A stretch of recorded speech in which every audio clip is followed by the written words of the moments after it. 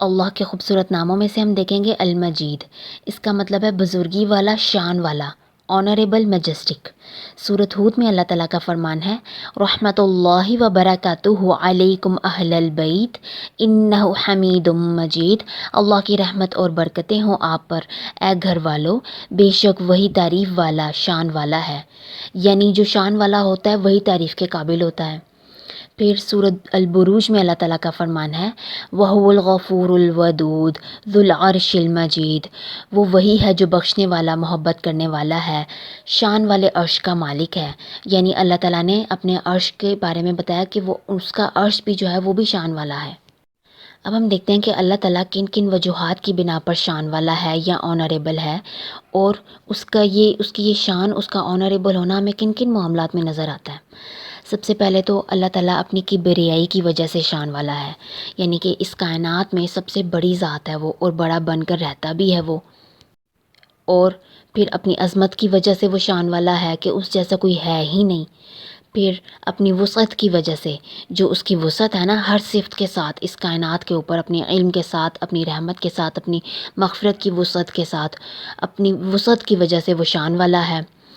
اس کو ہم اس ایگزامپل سے سمجھ سکتے ہیں کہ ہم اللہ کو تو ابھی نہیں جانتے، ہمیں انسانوں کی پہچان ہے نا، تو انسان ہماری نظر میں کب شان والے ہوتے ہیں؟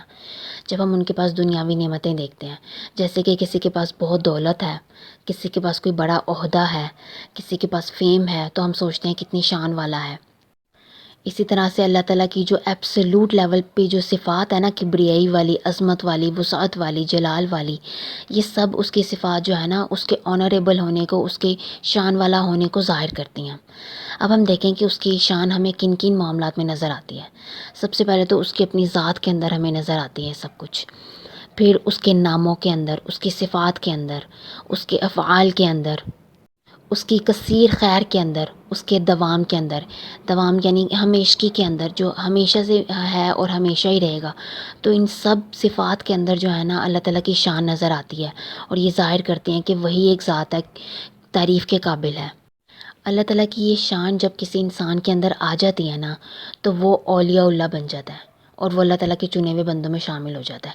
یعنی کہ ہر کوئی جو ہے وہ اللہ تعالیٰ کی شان کو سمجھ نہیں سکتا اتنی آسانی سے، جب تک کہ وہ اللہ تعالیٰ کے ساتھ اپنا تعلق نہ جوڑ لے۔ اور اللہ تعالیٰ کے ساتھ تعلق جوڑنے کے لیے ضروری ہے کہ ہمیں اس کے ناموں کی، اس کی صفات کی پہچان ہو۔ اور جب انسان کا اللہ سے تعلق جڑتا ہے تو وہ آٹومیٹیکلی اللہ تعالیٰ کا دوست بن جاتا ہے، اللہ تعالیٰ کے چنے ہوئے لوگوں میں شمار ہو جاتا ہے۔ اور یہی وہ وجہ ہے، کیونکہ اس بندے کو اللہ کی شان کی پہچان ہوتی ہے، تو پھر وہ اللہ کے آگے عاجزی کے ساتھ جھکتا ہے اور خود بخود حمد بیان کرتا ہے۔ قرآن میں اللہ تعالیٰ نے بتایا ہے کہ اللہ تعالیٰ حمید مجید ہے، تعریف والا ہے اور شان والا ہے۔ یعنی کہ شان جس کی ہوگی وہی تعریف کے قابل ہوگا اور اسی کی تعریف کی جائے گی۔ اللہ تعالیٰ کی شان کو سمجھنے کے لیے ہم ایک اور مثال دیکھتے ہیں، جیسے کہ ہم اگر ہوں، ہم لوگوں کے ساتھ خیر کرتے ہیں، ہم الٹیمیٹلی خود بھی ان سے ریٹرن میں کچھ نہ کچھ آنے کی امید آ جاتی ہے، نہ چاہتے ہوئے بھی انسان کے اندر یہ چیز آ جاتی ہے کہ میں نے اس کے ساتھ خیر کیا تو یہ بھی میرے ساتھ خیر کا معاملہ کرے گا۔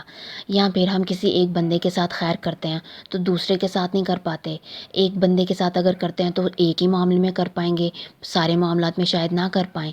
تو یہ انسان کی کمزوری ہے نا، لیکن اللہ تعالیٰ کی ذات جو ہے وہ ان سب کمزوریوں سے بالاتر ہے۔ اللہ تعالیٰ ہر کسی کے ساتھ خیر کیے چلے جا رہا ہے، چاہے کوئی اس کی مانتا ہے، کوئی نہیں مانتا، اس کے احکامات کو فالو کرتا ہے، اس سے محبت کرتا ہے، اس کی پہچان حاصل کرنے کی کوشش کرتا ہے، نہیں کرتا۔ سب کے ساتھ اللہ تعالیٰ اپنی خیر کا معاملہ کرتا چلا جا رہا ہے، اور ایک کے ساتھ خیر کرنا دوسرے کے ساتھ اس کو روکتا نہیں ہے۔ یہ اس کی شان بتاتا ہے نا کہ وہ نہ تو تھکتا ہے، کسی ایک کو اگر وہ خیر پہنچا رہا ہے تو دوسرے کو پہنچانے سے رکے گا نہیں، وہ اس کو بھی پہنچائے گا، اور اس پوری کائنات کو جو ہے نا وہ خیر پہنچائی چلا جا رہا ہے۔ یہ تو صرف ایک بات ہے نا، اسی طرح سے اس کی باقی ساری صفات بھی آتی ہیں کہ اللہ تعالیٰ اگر نعمتیں دے رہا ہے ہر کسی کو، تو ہر کسی کو دے رہا ہے، ایک کو دینا اس کو دوسرے کو دینے سے مغلوب نہیں کرتا، اور یہ بھی نہیں ہوتا کہ ایک کو ایک نعمت دے دی اب دوسری نعمت نہیں دے سکتا۔ تو یہ باتیں جو ہے نا الٹیمیٹلی اللہ تعالیٰ کی شان کو ظاہر کرتی ہیں، اس کے آنریبل ہونے کو ظاہر کرتی ہیں۔ اسی طرح سے ہم دیکھیں کہ اللہ تعالیٰ نے قرآن کو کہا ہے کہ یہ قرآن مجید ہے۔ سورۃ قاف کی آیت ہے، قاف والقرآن المجید۔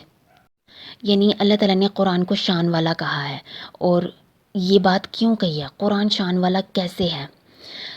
سب سے پہلے تو یہ دیکھیں کہ اللہ تعالیٰ نے اس کے بارے میں کتنی دفعہ کہا کہ تم اس جیسی کوئی صورت لے کر آ سکتے ہو، کوئی آیت لے کر آ سکتے ہو تو لے کر آؤ۔ کوئی بھی اس طرح کی آیت نہیں لے کر آ سکا جس دور میں یہ قرآن نازل ہو رہا تھا۔